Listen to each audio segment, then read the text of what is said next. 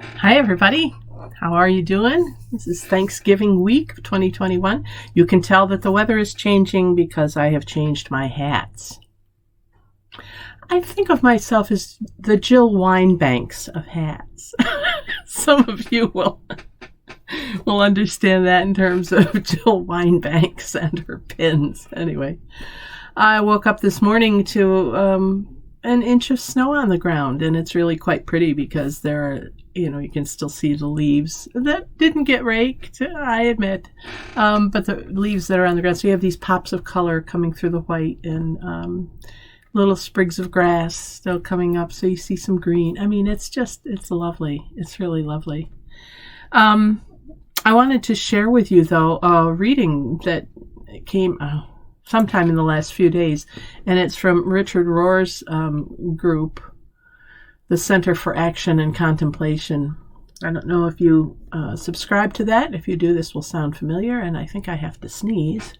Just a minute. Excuse me. It's allergies, don't worry.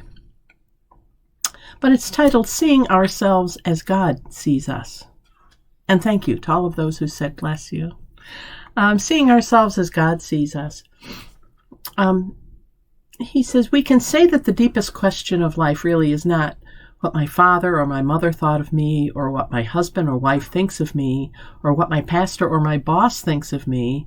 Really, the deepest issue isn't what they think of me. It is what I think of me.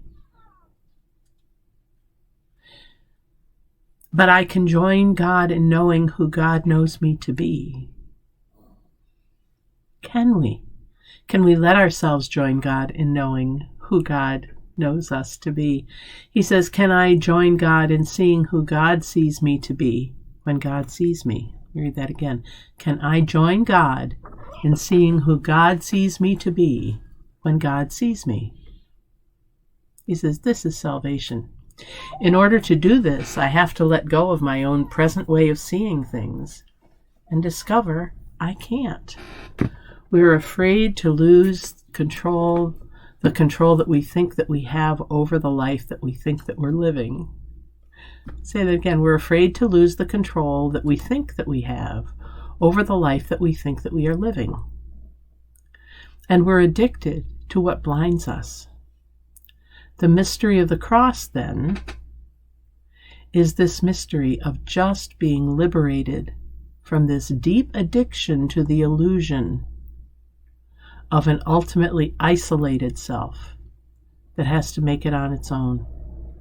To realize I'm in the presence of the love that loves me, that loves us, and takes us to itself.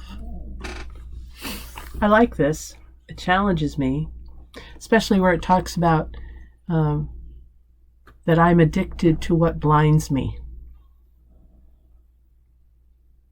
The mystery of the cross, then, is this mystery of just being liberated from this deep addiction of what blinds me, so that I can ultimately realize that I'm not an isolated being, but that I am connected all around. I'm connected to the snow. I'm connected to this kitten. I'm connected to Maddie on the floor. I'm connected to the leaves. I'm connected to the change of seasons and to the light. I'm connected to the flowers, the energy that is seeping down into the bulbs so that they'll be ready to bloom next spring.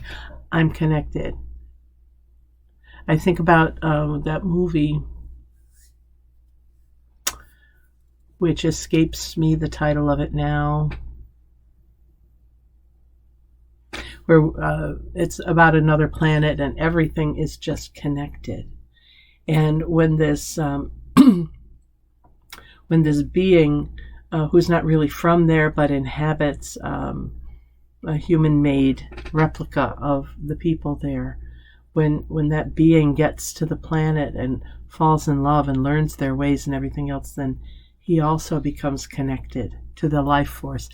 That's what we are invited to do. And that's who we are invited by God to see ourselves as, because that's how God loves us. It's pretty profound.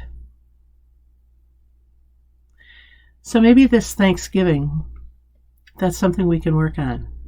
Well, of course, giving thanks, but giving thanks that God sees us with so much love and no condemnation.